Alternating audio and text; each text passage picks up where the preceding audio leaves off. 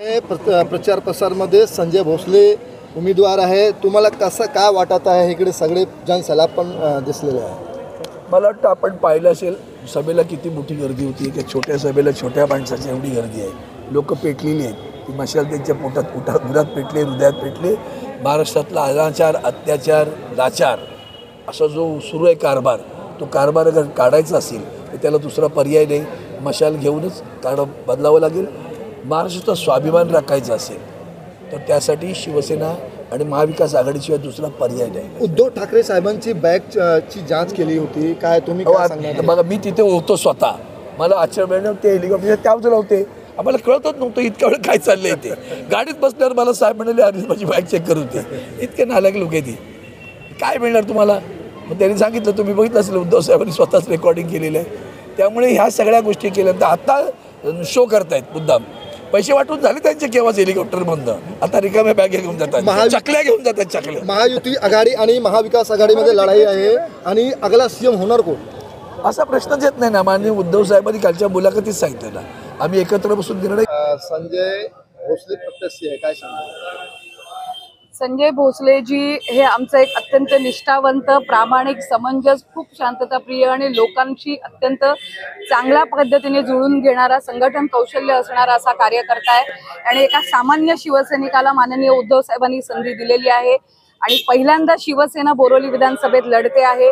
ज्या पद्धतीने गोपाळ शेट्टी आणि भाजपामध्ये ज्या पद्धतीने एक फूट पडलेली कुठेतरी दिसते आणि मतदारांमध्ये एक राग आहे की वारंवार त्यांना गृहीत धरलं जातं।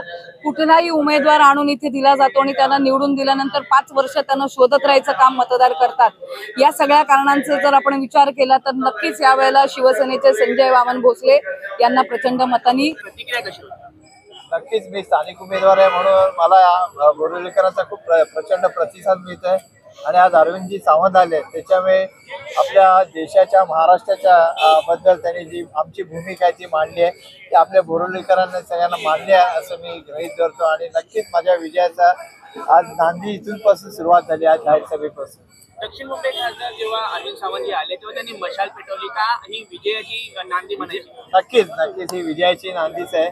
मशाल महाराजांच्या समोर पेटलेली आणि जो मुंबईची बोरिवलीकरांचा एक मगाशी पण जे आमच्या अरविंदजीनं सावंतांना प्रश्न विचारला, हा एक बालेकिल्ला आहे, पण हा बालेकिल्ला नाही, कारण बालेकिल्ला असता त्यांना 5-5 वर्षांनी उमेदवार मिळत नाहीये, नवीन बाहेरचा उमेदवार आणायला स्थानिक उमेदवार मिळत नाही।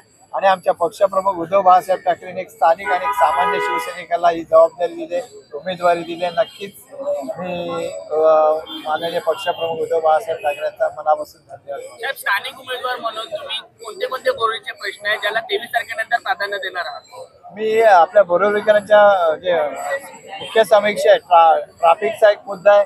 आपल्या ह्या म्हाडाच्या वसाहती चारकोप गोराई ही MHB कॉलनी आहे, तिथे म्हाडाचे वसाहतीमध्ये खूप प्रश्न आहेत, पुनर्विकासाचा प्रश्न आहे, पाण्याचा प्रश्न आहे। परत गोराई गावामध्ये गेलं तर तिथे पाण्याचं आहे, आरोग्य हॉस्पिटल नाही आहेत।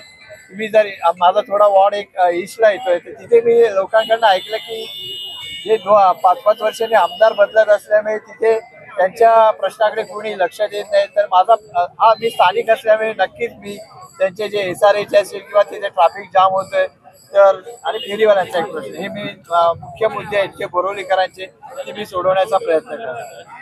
धन्यवाद सर।